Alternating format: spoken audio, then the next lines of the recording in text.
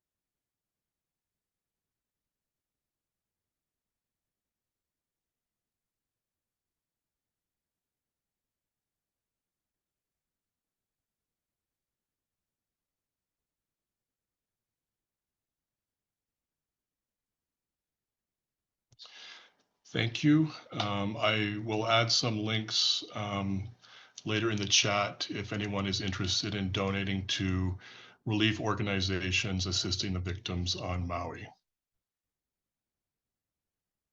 Today, HLA Next Steps presents real-world experience moving image archive training at ʻUluʻulu. We'll learn how ʻUluʻulu works with national professional organizations to provide hands-on training to students and community members interested in the care and preservation of archival moving image collections. This presentation will describe ʻUluʻulu's partnerships with the Association of Moving Image Archivists, Association of Tribal Archives, Libraries, and Museums, and WGBH Educational Foundation and their role in the Community Archiving Workshop, the American Archive of Public Broadcasting Media Preservation Fellowship, and the Roselani Internship Pathways Fellowship. We are excited to welcome Janel Quirante, head archivist at ʻUluʻulu, and her graduate student intern, Annie Kawada, who is currently going through ʻUluʻulu's hands-on internship training program. I will introduce them in a second, but first I just wanted to give you all a heads up about an upcoming Next Steps program. If you want to mark your calendars now, at 12 p.m. on Thursday, September 14th, Isekai, one of the most popular genres of Japanese anime, will be the subject of a presentation by Hilary Chang, branch manager of Makali Mo'ili'ili Public Library. An announcement and registration link for this upcoming presentation will be sent out after today's program. Now to introduce today's speakers from ʻUluʻulu. As I said earlier, Janel Quirante is the head archivist at ʻUluʻulu, the Henry Ku'ualoha Juni Moving Image Archive of Hawaii at the University of Hawaii, West Oahu, the official state archive for moving images dedicated to the care, preservation, and digitization of film and videotape related to the history and culture of Hawaii. She is a lecturer in creative media at UH West Oahu, adjunct faculty in library and information science at UH Manoa, and currently serves on the board of directors of the Pacific Islanders in Communications. Janel earned her master's in library and information science from UH Manoa after receiving her BA in anthropology from the University of California at Berkeley. She worked as a videotape preservation technician at the Bay Area Video Coalition in San Francisco and as the visual materials archivist at the Hoover Institution Archives at Stanford University before joining ʻUluʻulu in 2010. Annie Kawada is the 2023 Roselani Intern and EMEA Pathways Fellow at ʻUluʻulu. She is a graduate student at the University of Hawaii at Manoa in the dual master's program for American Studies and Library and Information Science. Her interests are in Hawaiian and Indigenous studies, as well as the curation, preservation, and ethics of Hawaiian knowledge in GLAM institutions. Annie hopes to one day use everything she has learned in school to benefit the Hawaiian community and the overall community of Hawaii. And I should mention that Janel left one important thing off her resume, and that is we were once co-workers at Borders Books and Music in Arlington, Virginia in 1997. So big omission there, I'm just filling in the blanks. I've now yacked long enough and my mouth is beyond dry, so without further ado, I'd like to turn things over to Janel Quirante. Janel, the floor is yours. Thanks, Kimo, and thanks again, HLA Next Steps Committee, for inviting me and Ani to talk today about all of the training programs that are that we have at ʻUluʻulu, the ongoing partnerships that we have with the different organizations that I'll talk about. And I'm also very, very happy that Ani has agreed to be my co-presenter today on her very last day with us as part of her internship. So, so thank you, Ani, and thank you again, everybody who has joined. So I'm going to go ahead and share my screen and get started. One second.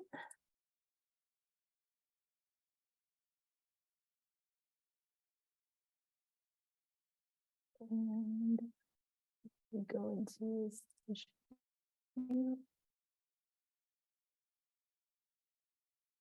okay, good. Does that look okay to everybody? You can see the slides? Yeah, okay, thank you. So like Kimo said, what our presentation today is called Real World Experience, all about the different programs that are going on here at ʻUluʻulu to help train people in how to work with audiovisual materials in archives, care, preservation, and digitization, and to offer hands-on training in those aspects, guided by the staff at ʻUluʻulu. So today, what I'll be talking about, I'll just give a brief overview of the work that we do at ʻUluʻulu, and then I'll talk about 3 different programs that we participate in terms of training. And I'll talk about the Community Archiving Workshop, the Public Broadcasting Preservation Fellowship, and our Roselani Internship and Pathways Fellowship. And then I'll hand it off to Ani. Hand it off to Ani to talk more specifically about the work that she has been doing over the summer, working with us as our Roselani intern.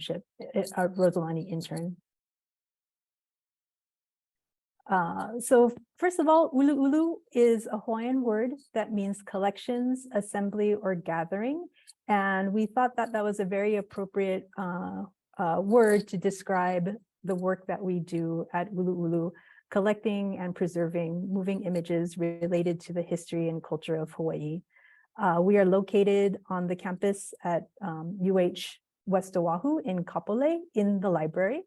So, and I shared with the HLA Next Steps Committee this morning, we just got the keys back to re-enter our space in the library after a 6-month-long air conditioning repair project on our campus. So if you're ever out on the west side, let me know. I'll be happy to show you around our space. And I just wanted to also share our mission statement. So our mission is to perpetuate and share the rich moving image heritage of Hawaii through the preservation of film and videotape related to the history and culture of Native Hawaiians and the people of Hawaii. So if you haven't had a chance to take a look at our website, I encourage you to go online at uluʻulu.hawaii.edu to kind of see, you can see our collections, you can read descriptions, you can watch short clips, and you can search and browse.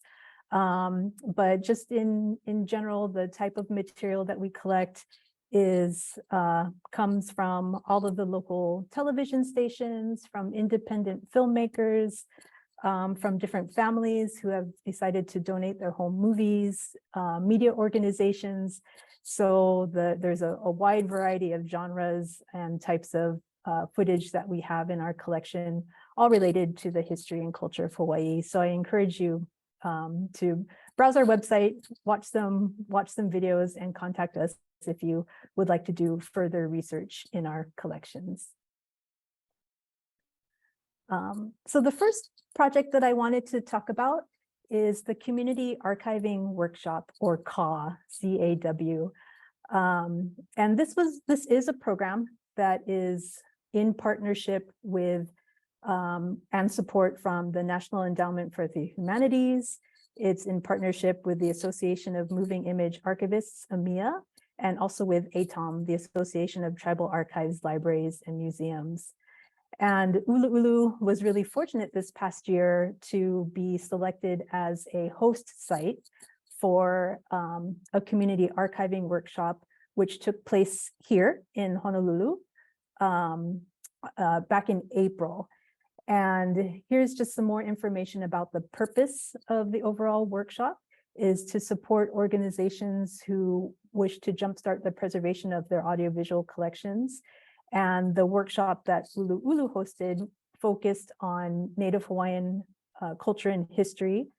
And during the workshop, it was trained archivists who work with audiovisual materials were paired off with people from organizations who were interested in learning more about how to preserve their collections to do the day-long training.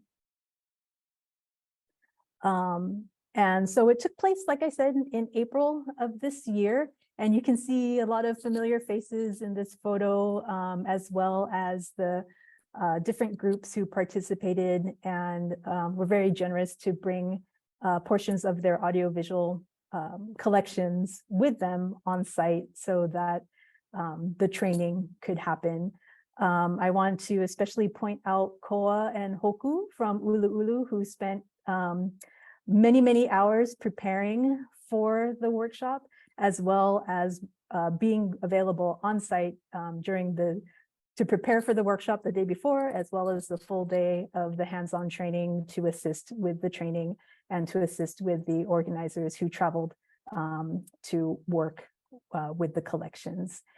And the end result was that these organizations who participated, they walked away not just with the training materials and resources, but also with inventories and the first steps in getting their collection identified, inventoried, to prepare for further collection care and eventually digitization. So this was the group there back in April. Hopefully we can, and the work is ongoing. Koa and Hoku are continuing to work with KA, and will also be assisting in the upcoming ATOM conference that's happening in October in Oklahoma City. The next ATOM conference, they'll be working with KA to do the training during that time. And these are some of the topics that were addressed during the training session: identifying risk factors, preservation recommendations, processing and inventory, as well as demos of videotape digitization and film inspection. So all of these really key components of learning more about how to best care for audiovisual materials in an archival setting.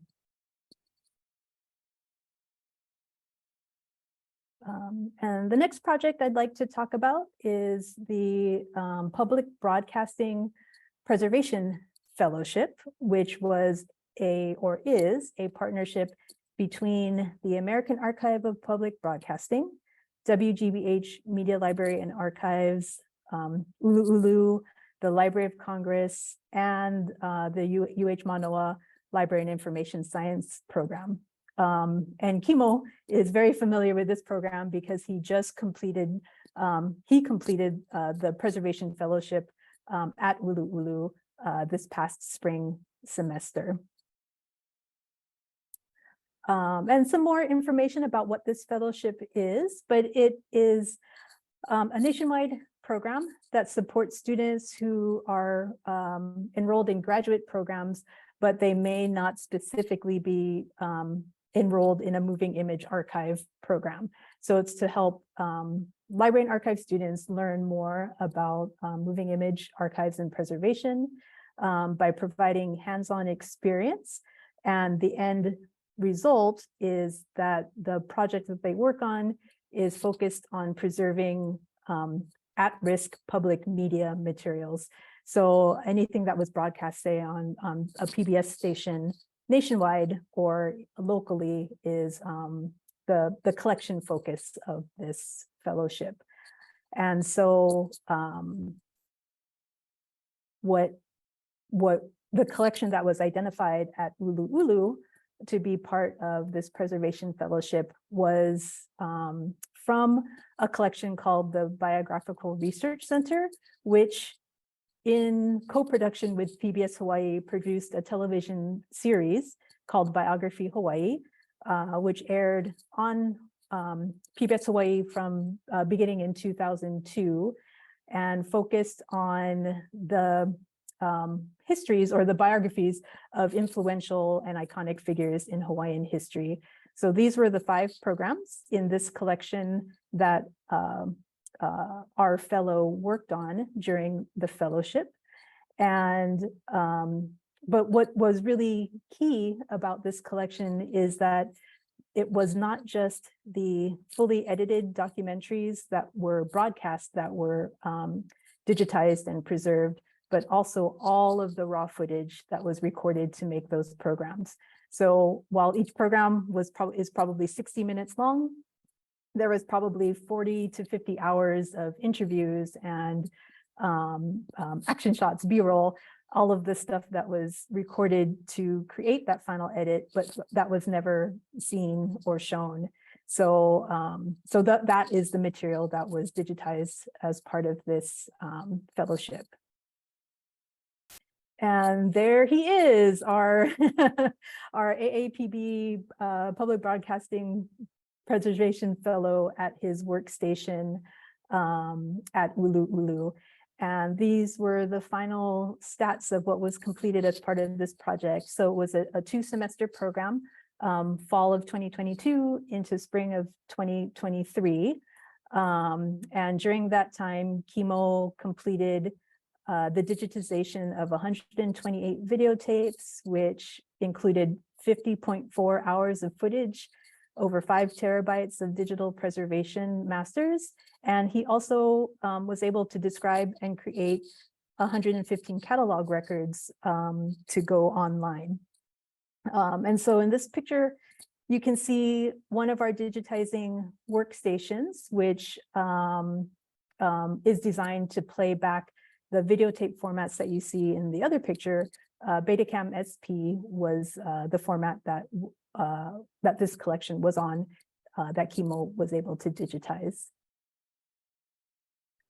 And another end result of this project is that the catalog records that Kimo created appear both on the American Archive of Public Broadcasting website at americanarchive.org, and they also appear on ʻUluʻulu's website.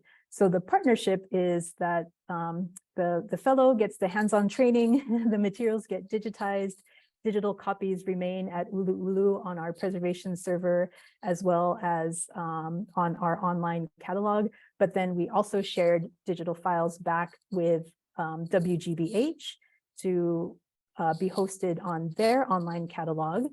And preservation copies were also delivered to the Library of Congress. So they're also being preserved and saved at the Library of Congress.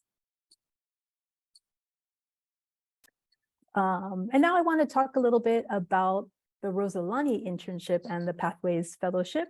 But most of this will be Ani's presentation, since she is our current Roselani intern. But this is another program at ʻUluʻulu that started initially, our internship first started up in 2015, and it was designed and still is designed to provide a student who is interested in media preservation an opportunity to work at ʻUluʻulu and gain hands-on experience learning how to work with AV materials in an archival setting. And starting in 2021, our Roselani internship joined as a partner with the AMIA Pathways Fellowship Program. So AMIA, again, is the Association of Moving Image Archivists, a national professional organization. And their Pathways Fellowship is designed to increase diversity in the AV archives profession by selecting students who are from underrepresented communities within the profession to place them in internships to gain hands-on experience, but then also AMIA provides a curriculum for them on top of their hands-on experience so that they can learn more about different aspects of audiovisual archiving. So this program is supported by IMLS, the Institute of Museum and Library Services. So this year is ʻUluʻulu's second year of being an internship site for the AMIA Pathways Fellowship. And again, sorry, I just kind of gave you this history, but this was the beginnings of the Roselani internship in 2015. And now, you know, we are continuing forward as a internship site, part of the AMIA Pathways Fellowship. So Ani was our Roselani intern. And again, like I said today, it went by so fast. She worked with us for 10 weeks, and it's hard to believe that the 10 weeks is already over today. But she worked with us for 300 hours over these 10 weeks. She had a hybrid schedule, so she had some in-person work as well as some remote work. And her projects touched on several departments: cataloging, processing, reference, and digitization. And then besides her in-person work at ʻUluʻulu, the component of her AMIA Pathways Fellowship is that she also attended online workshops as with instructors that AMIA provided, and will also eventually be attending the AMIA conference and presenting at the AMIA conference later this year. So with that, I will pass it on to Ani to talk more specifically about the projects that she worked on during her internship. Thank you, Janelle. So just to reintroduce myself, I'm Ani. I'm a graduate student in the American Studies and LIS program at Mānoa. And I'm really interested in like the GLAM institutions and specifically for Hawaiian and Indigenous archives. And so I've only been in the LIS program for about a year, and I felt like a lot of the times and also American Studies, I would like read about the theoretical and like have some practical application, but I've never actually experienced being in an archive before. So I was like determined this summer to get an internship working in the archives. And I was looking at ʻUluʻulu's website for like a mini class project, and I absolutely loved their mission and what they're all about. And when I got the email that they were offering an internship, I was like, oh, I gotta sign up. I gotta send out my stuff to them. And yeah, and I feel like because it's specifically like AV material, that was one of the key points that I was really interested in, since most of the time AV material is not as urgently taught and more focused on paper-based. So I was super excited to get this new look at archives. So yeah, I honestly applied thinking I was only going to be part of ʻUluʻulu, and I totally was like, oh wait, I'm an AMIA Pathways fellow. So like I had to learn what that meant. So it includes a 10 weekly curriculum webinars, and we only have about 2 more weeks left, I believe. And so we went through several different topics such as ethics, different formats, analog film and video, audio collections, cataloging specifically for AV materials, digitization, and more. So we got to hear from like Yvonne Ng, Yuri Shimoda, and several other great people who are working in the field. It also includes a mentorship, and I've been fortunate enough to be paired up with Kale George from the Hula Preservation Society. So I got to work with my mentor advisor to pick someone who has similar interests and values and beliefs and is working in a field where I am potentially interested in. So I was really fortunate to find a mentor who was in Hawaii. So I'm looking forward to just learning from her and because I saw that she's here, learning from her and what she has learned from her previous mentors as well. It also, after the weekly curriculum webinars are over, we're going to be moving into like office hours where we get to learn not just about AV specific topics, but also things that we are interested. So for myself, when I was filling out the form, I was also interested in community archiving and Indigenous archives as well. So we get to expand our knowledge on different types of archives. And finally, yes, I will be on a panel presentation, which my whole cohort will be a part of, and we'll be sharing about our experiences as a fellow and in our different internship institutions in November at the AMIA conference. Oh, next slide. So I just wanted to share a little bit of what I did at ʻUluʻulu. Oh, can you go one slide back? Thank you. So because I was hybrid, I got to come in 2 times a week. So I was able to do some things in person and some things online. So one of the things I did was be part of the digitization lab, which did a lot of quality control and technical descriptions for the different collections. So this meant reviewing the different files like the preservation, the intermediate, and the access files, and seeing if the content quality of the videos matched the metadata or the notes that the examiner had before, and also inputting metadata about the video for one of the collections, which is the Namaka Oka'aina. So I was fortunate enough to work on the Don Ho collection, the Juniro production / KGMB, and the Clear Rice and Roses, and then also the Namaka Oka'aina. I would definitely say the Don Ho collection was by far one of the more interesting projects that I got to work on. I knew a little bit of Don Ho, but when I was watching the Don Ho shows, I was like, wow, this was another time. But yeah, it was very interesting, a great experience to learn just what's out there. And yeah. And then I did some reference and outreach with Tisha. If you go to the ʻUluʻulu website, there's a little blog post about that was made earlier in my internship, so stuff I was interested in and excited for. And then in the future, there will be another post about me just wrapping up my internship as well. But it also included doing transcriptions of handwritten log sheets for the KGMB ENG logs. So these logs were handwritten, so a lot of the system can't identify certain words. So I was transcribing them onto a Google document so that it's more easily accessible, as well as Vidler maintenance. So Vidler is the website / program where the videos are uploaded for our patrons. So some of them have to be taken down after a certain while so that it is not out for too long. And then I did the transcriptions and captioning for the Pauhana years.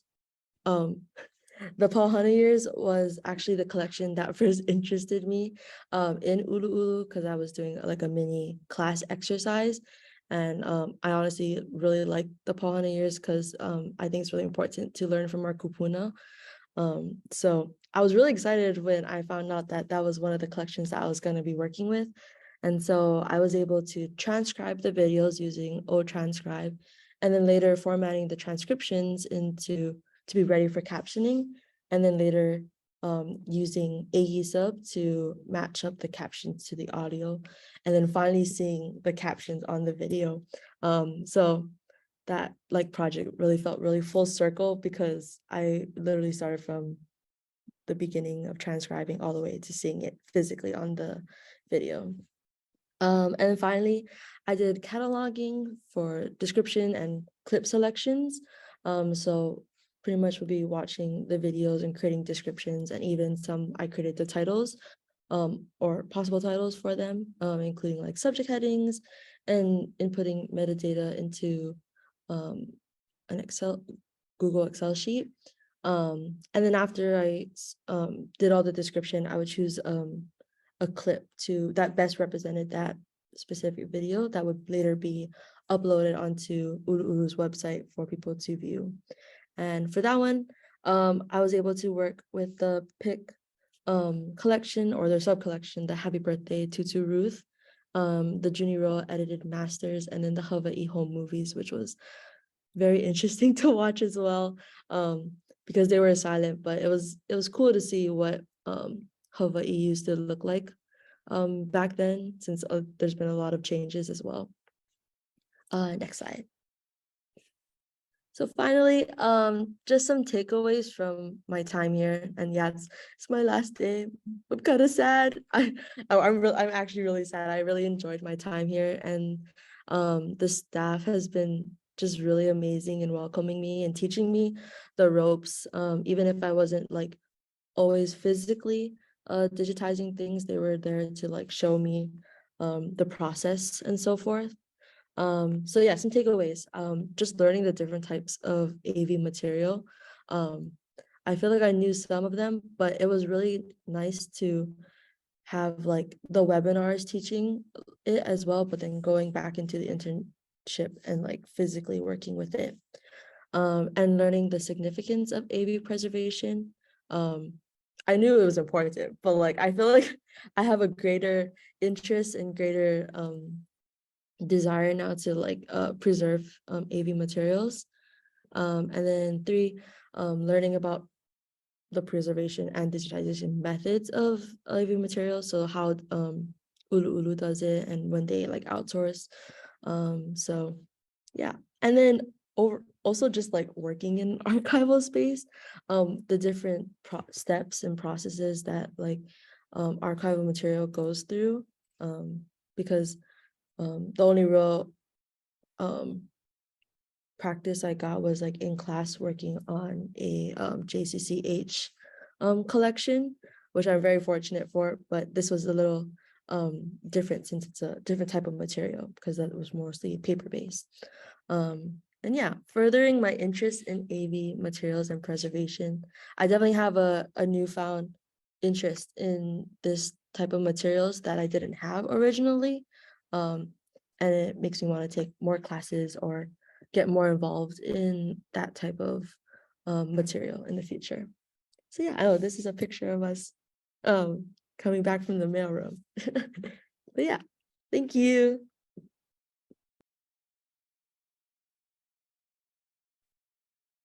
Thanks, Ani. And I also want to say, I was like just looking at Ani's slide with all of the different projects and what she accomplished and what she did. I'm like, God, no wonder those 10 weeks went by so fast. There was just so much going on, and she did such a good job. And, even up to yesterday, I got an email from Ani. I didn't know, probably didn't know I was going to share this, but Ani emailed me and said, I finished everything. Is there anything you want me to do today? And I said, well, sure, help me, write up this final report and gather your statistics, write some thank you letters. But it really was, I think, Ani is the first time one of our interns, or sorry, besides Kimo, it's the second time that one of our interns actually completed every single project that we assigned to them, during the time, thinking that, okay, well, if they don't finish, that's okay. It'll be something for the next intern to pick up and continue with. But yeah, thanks again, Ani. Great work this summer, and yeah, and thanks for your presentation. So this slide I just wanted to share. the different websites for the different programs that we talked about today. So again, ʻUluʻulu's website, uluʻulu.hawaii.edu, the Community Archiving Workshop, or CAW, more information can be found there. And actually, it is really, the CAW website is a really great website resource for training modules, vendor and digitization tips for audiovisual materials. So that's where they have gathered all of the training resources that they provide to their in-person workshop attendees is available through their website.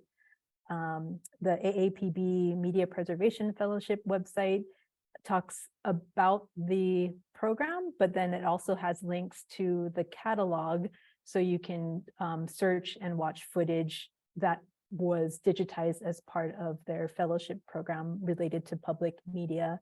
And then lastly, more information about the EMEA Pathways Fellowship, which is with Ani's cohort. They're about halfway through, but then it will probably start up again next year for the next cohort to be on site at their internship sites next summer. So that's it for our prepared presentation. There's my contact info, Ani's contact info, if anybody wants to reach out after this session to talk more about the projects that we've done. But sorry, we're a little bit, I think we were so excited and talking fast through all of our slides. So there's a lot of time if people want to ask us any specific questions about these different programs at ʻUluʻulu. So I'll stop sharing my screen now.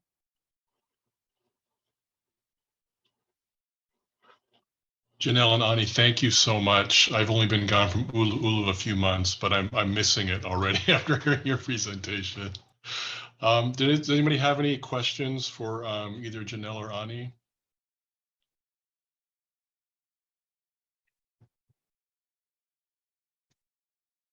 If not, I was wondering something about the community archiving workshops. Do you ever partner with public libraries or do those in public libraries? Where are those usually held? And then you have volunteer opportunities other than the fellowships? Yeah, so the community archiving workshop, that was the first time that ʻUluʻulu participated as a host site for it. And it was, this year it was held at Koa or Hoku, speak up, I'm blanking on the location name where it was held this year. Vai Collective is where the workshop took place. And it was intended for organizations that have archival audiovisual materials that they wanted to, get jump started on how to start taking care of it. With this or the participants that were part of the CAW workshop here in Honolulu were not from public libraries, but it was open. It was open. It was an open call for people from public libraries if they wanted to be part of the training. For ʻUluʻulu specifically, we don't have any projects right now that we are working with public libraries, but we have done presentations at different public libraries, and so we are open to any, to any sort of outreach and events that, that we could potentially partner with public libraries, but we don't have anything in progress right now. I have a question for Ani. In your webinars and also in your mentoring and all of the different experiences that you've had as an intern, what did you learn about ethics related to archives? That's a good question. I really appreciate that, like EMEA, the very first webinar we had was on ethics, because it's such an essential part of archives. So I feel like I learned in that presentation, she talked about the Russia-Ukraine war and like how those are like some of the people inside of it were being videotaped, and like later how is that going to be like preserved and then like later shown and even shown in the news and so forth. And other people were talking or sharing about their internships and how like some of them they have like African American history that they're preserving and so forth, and how ethics is super important when looking at our job and like how to rethink the way we approach things. So yeah, I think it was really important to start off the program or start off the webinars with that topic in particular.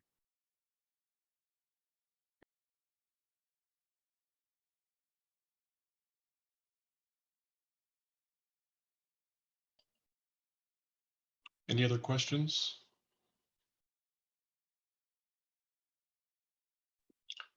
I have another one for you, Ani. What was your favorite aspect of working at ʻUluʻulu? Your favorite, favorite task that you had to do?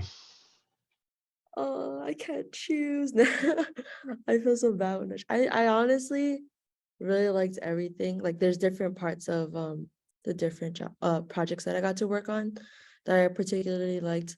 For example, like the cataloging. I first started with the Happy Birthday Tutu Ruth, and so I really enjoyed watching the interviews with her while like the Hawaii home movies were like silent. So it's a little different doing cataloging description for them because you're like just watching rather than like listening to their stories. I also definitely did like the transcribing or the captioning for the Pohana collection, and just watch, or because some of them had like Olelo Hawaii, and I like was trying to practice, or I'm a little rusty in mine. So luckily Hoku was my like supervisor for that, but it was kind of not challenging in the good aspect to try to do it myself, and then later try to match it up with what Hoku knew and stuff. I also did, I have like, oh, I also really liked working with the Namaka Oka Aina collection as well for the digitization and just inputting the metadata. It honestly, I was watching it and I was like, oh, some of them was like, oh, but it also made me want to like ask Tisha if I could watch the whole thing by myself too, because they've just done really, really great work. Yeah, when I was watching the Waimanalo evictions at my desk, I was like, just trying to, I was like, oh, I can't watch the whole thing because I'm gonna start like getting emotional. But yeah, it was really a privilege to be able to learn about the different collections that were here. Even like the Clear Rice and Roses one about the labor union movement as well. Because I think actually, oh, I forgot his name. But like there was another video in the Pauhana years where one of the head people were talking about the labor movement. It was like connected, and I was like, whoa, everything's connected. But yeah, it was really cool to see the different projects and things I got to work on. It's hard to choose. I have a question, and I guess this is just for all of ʻUluʻulu. It kind of goes back to the ethical question that came up earlier. And I know that most of the materials are things that were broadcasted or kind of commercially produced. But have you guys ever come across a situation where there was something that you felt was unethical in the piece? And what do you do? Do you guys have a process, or do you redact or certain areas of the video, or yeah, that's my question. I can start to answer that, and if anybody else from ʻUluʻulu who's on the call wants to jump in afterwards. But thanks, Kale, and thanks for continuing on as Ani's mentor after her internship with us finishes. But yeah, we do we do receive footage where, because a lot of times the footage is like, 40 years old, 50 years old, and the people who donate it to us don't even really know what's on the tape or on the film reel anymore, because they haven't seen it, in 40 or 50 years. And it's only after we digitize it and view the footage that there is sometimes content on it that can be sensitive or private or problematic in some way. And so we do have a process when we do encounter footage like that. And our first step is to, oh, thanks, Ko, for that comment. Yeah, that it actually is during Kimo's fellowship with us, we encountered something similar to this exact question. But our first step is to contact the person who donated the material to us in the first place, just to let them know what we found and if it really was their intent to have this be part of a public archive and available for research. And if they say, no, oh, thanks for finding that, we never wanted that to go into the archive, then we just give it back, and we don't, it does not become part of our catalog. But if the person says, oh yeah, that is, overall there is historical value in this and we want it to be part of the archive, but we are aware that maybe, there's 2 minutes of sensitive content that maybe should not be shared widely. So at ʻUluʻulu, we follow the same guidelines and ethical standards, that SAA promotes, where as part of a historical document, we're not going to redact or edit out. We're not going to change history that is recorded on this reel. But there are ways that we can sort of flag it, for future viewing. And our first step is, because we put clips on our website that are open, that anybody who with an internet connection can go online. We do not include in that clip that goes online any part of the footage that is considered sensitive or private. And then we also,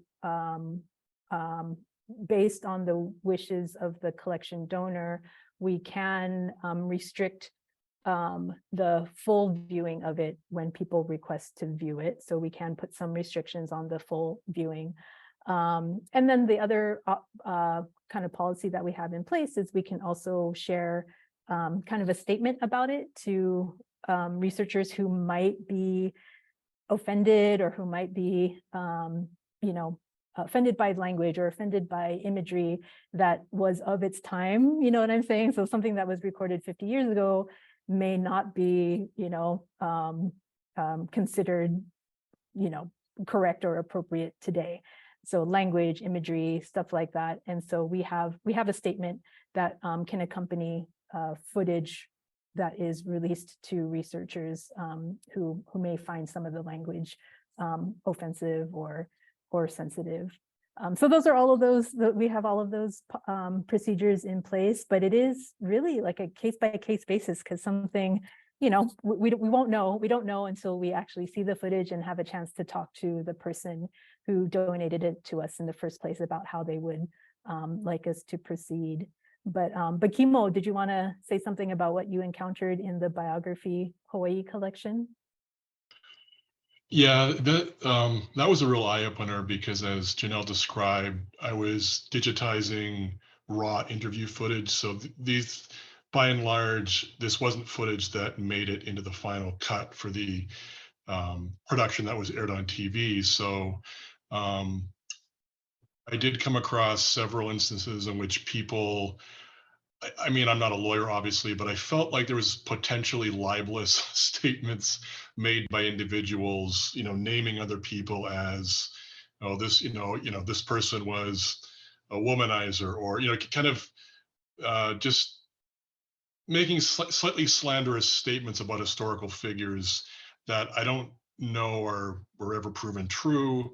Then there was cases where a person would be narrating, they'd be filming a scrapbook, and as the person was flipping the pages and narrating what the photographs were, they'd be kind of make offhand rude comments about certain individuals in the book.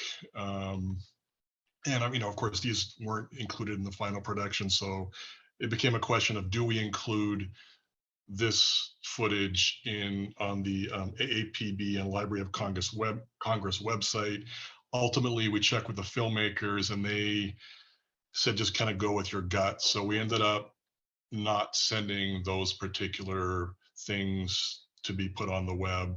ʻUluʻulu still, of course, has them in the collection, but we just felt that ultimately it was a little bit too sensitive to kind of put on these websites. And I think too, it's like, you have to realize that these people are being interviewed in 2001, 2002. My personal feeling was that they had no way of knowing that fast forward to 2023, we would have technology in place that could send their comments across the world. So I was sensitive to that, what was the intent of the person making the comment? So I don't know. It was really interesting, but it was also, kind of a sticky situation. Thank you. Thank you so much. I have another question. This is for anybody at ʻUluʻulu, or really anybody on the call. When you're cataloging and working on transcribing speech and so forth, sometimes if you don't have a great deal of familiarity with the subject matter of the video, do you have to do some background research to try to figure out what the person is talking about so that you can accurately catalog it or transcribe it, or do whatever other work needs to be done to make it fully accessible?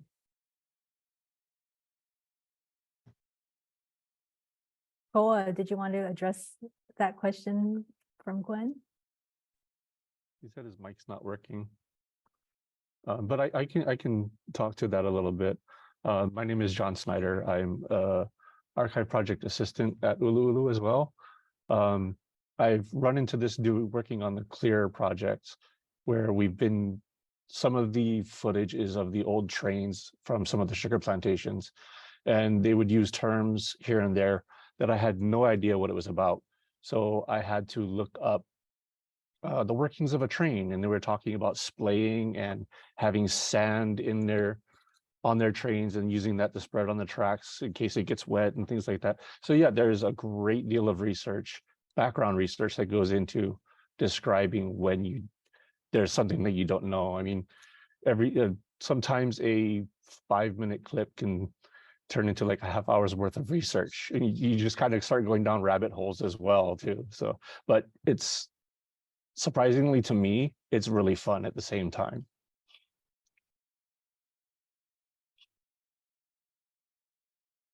We've had very similar to John in transcribing. And also something I've noticed that I've spent a lot of research on is like really old plantation or pigeon terms that I'm like, I have absolutely no idea how you spell that or what that means, right? So you start Googling all over the place, and typically you can track it down somewhere. Once in a while, I've had to call my dad, who's in his 90s and lived his entire life on Kahuku Plantation, to ask him if he knew what it meant, So yeah, you have a lot of different ways that you kind of figure those things out.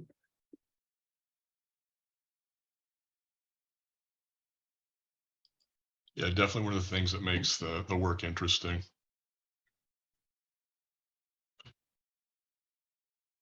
Anybody else have any comments or questions?